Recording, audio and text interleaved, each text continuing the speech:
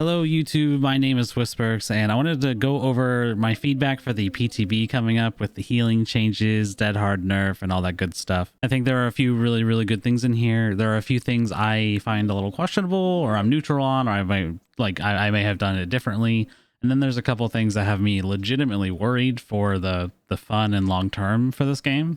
Firstly, I absolutely love the blood web changes. I love that I can just press a blood web node rather than hold it. It'll really speed things up in the long run. And if I want to be lazy, I can use the new auto blood web feature right in the middle. It's only a little faster than me manually doing it because I'm on PC. I know this is even bigger for console players. It's a lot less focus and a lot less effort to do a blood web, which I think is just as valuable. Like I can talk to chat or watch a video or do something other than paying attention to the blood web. So massive W to this. Next up is the accessibility changes with the new heartbeat icon, which I find really cool. I think it looks really nice.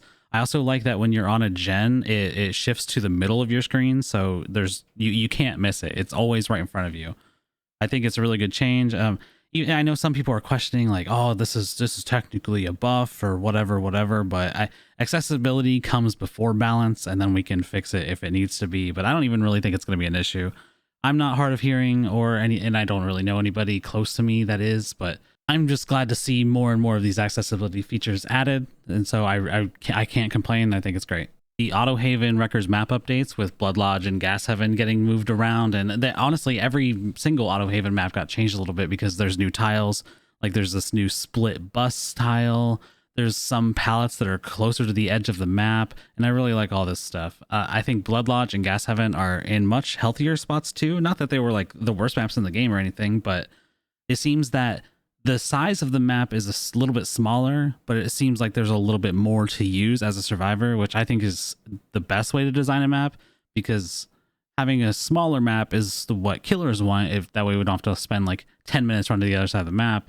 But then having a lot to use is what survivors want, because we don't want to go down because we don't have anything to use. With Blood Lodge, the Blood Lodge main building is more in the center of the map, and now Shack is in like the corner. The map seems more square than it did. It seemed more of like a rectangle, long hallway sort of map before, and now it's a square, and I really like the design here. It's like a mixture of Wretched Shop and Wrecker's Yard, I think, if we want to get really specific. And then Gas Heaven is similar, where the gas station is in the middle of the map ish, and then the car walls are really changed. They're not these huge lines of walls anymore, which I think is really healthy. All right, I'm gonna skip over healing for a minute, which is kind of the elephant in the room, and I'm gonna go to perks first. With Gearhead and Overzealous, it seems like these perks were just changed in more of an effort to get them to be picked more, which is fine. I mean, if they're never picked and then we buff them a little bit and their pick rate goes up by a little, that's fine. I mean, nobody can really complain about that. I don't see myself using them, but maybe somebody out there will be encouraged to put it in their new build or something, so that's fine.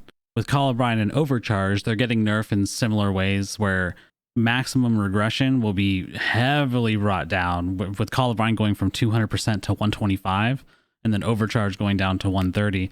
I think this is also just to bring these out of the meta. I think the Gen Kick meta has been a really unhealthy meta for the game compared to previous metas like Pop Goes the Weasel and then Ruin Undying, so on and so forth. I'll be happy to see the Gen Kick meta go away. Now, if they're this nerfed, will we even see these perks anymore? Maybe not. Maybe you'll only see them with Pop to like do some sort of new meta attempt. We'll see. Scorch Hook Pain Resonance will now only work 4 times, once per unique survivor. I really like this as a foundation for perks that we've done recently, like No Way Out and Grim Embrace. Encouraging unique hooks is a healthy, encouraging way to get killers to play the game in a more fun way for everybody, at least in my opinion. I'm not sure if this perk will warrant value now, though, if you can only use it 4 times. With the regression still being 15%, is that going to be enough regression if you only get 4 of them? The only way I could see still applying a similar nerf to the perk where it encourages unique hooks is maybe after you finally hook the 4th unique survivor, your tokens can reset. So you can still get value from it, and as long as you're hooking different people, you can maybe get up to 8 or even 12 uses out of it.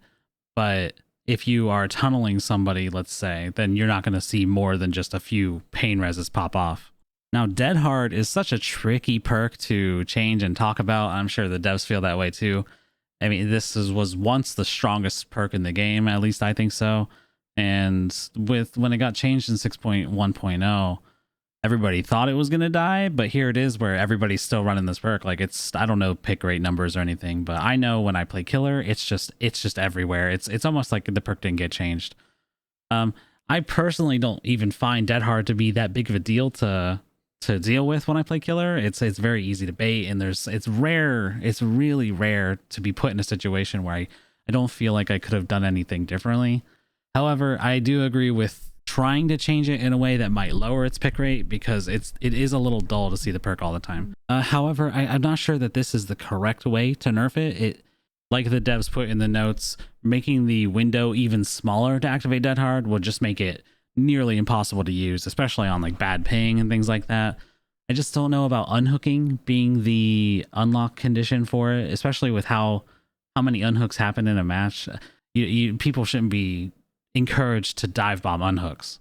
Instead, I find a great way to activate perks as a survivor lately is the way they've done flashbang and wiretap and things like that, where doing your objective, aka gens, will activate a perk as you do more generator, So maybe after X amount of gen, maybe it's 30, maybe it's 50, then you can use Dead Hard and it won't deactivate unless you get unless you actually take the endurance hit.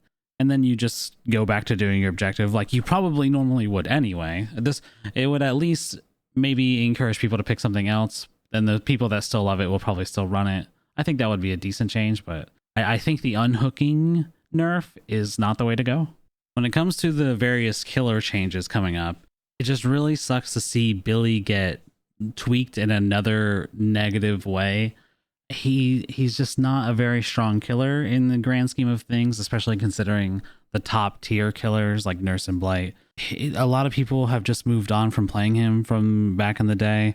There's just only a handful of dedicated Billy players left, and then to take their favorite add-ons that are already difficult to use and not necessarily powerful and tweak them, it almost feels like a slap in the face to them, for the lack of a better word. It also seems like it's coming out of nowhere. As somebody that's very involved in the By Daylight community, I mean, I love this game and I've been playing it for years. I've never ever seen anybody be vocal about wanting to nerf Billy's engraving add-ons. It seems maybe this change is derived entirely from stats, but instead of nerfing these add-ons, maybe we can change some of his other add-ons that are just not picked as much if we want to encourage more variety on Billy. Yeah, long story short, this made me really sad to see, and I hope for all the Billy players out there that the engraving nerf does not go live. As someone that loves bringing a flashlight and especially messing with killers like burning a Wraith or getting rid of Artist Crows with my beamer, I'm very much in the middle about these changes. I don't love them, but I don't hate them, and if that's what the devs feel is best, then it's one of the changes that I'll just kind of roll with.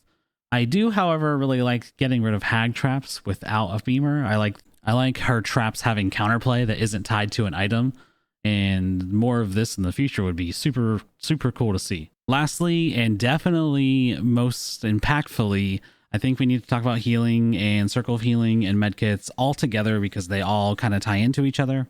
I'm just going to start with saying I think changing the base healing speed from 16 seconds to 24 seconds will be one of the biggest nerfs to Survivor that we've ever seen, and it makes me worried for a lot of things. It makes me worried for the ability to have fun on Survivor. I think it worries me for encouraging people to run more healing related perks rather than fun perks, and exploring different ways to play the game rather than just making sure we're efficient on gens because we don't have time to heal, and it's really scares me. We'll come back to this, but now we're going to talk about Boon, Circle of Healing, and Medkits. I definitely don't disagree with the proposed change to Circle of Healing.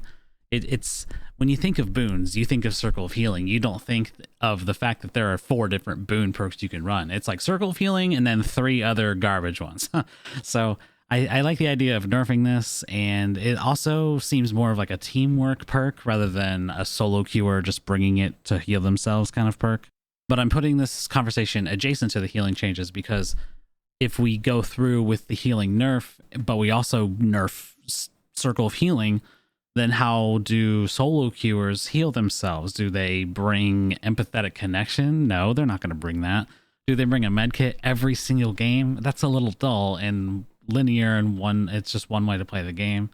So do we bring self-care? No, that'll take way too long with the proposed healing changes. So it scares me for solo queuers.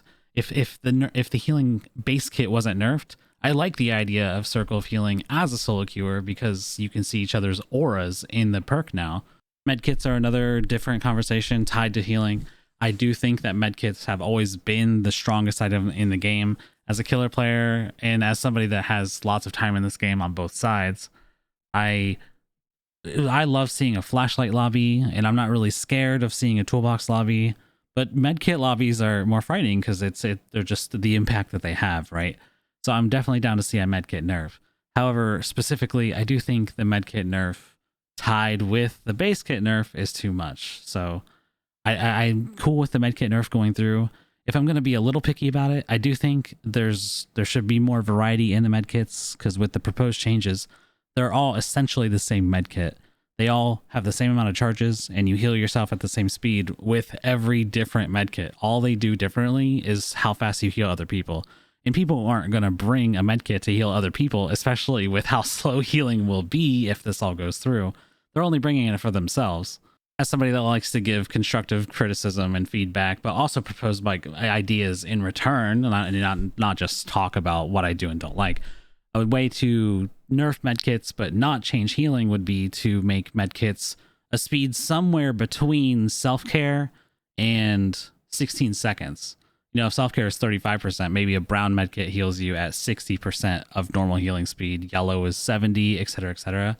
Then medkits would still be a viable thing to bring, but they're not super scary and powerful like current medkits are, where you can heal yourself in 8 seconds and things like that. So to quickly summarize what I said, is as long as the healing change would not go through and it would still be at 16 seconds to heal, I'm down for the medkit and Circle of Healing changes as a whole. Maybe I would just do medkits a little differently, I guess, but I that's how I would like to see these changes be tweaked before they would go live.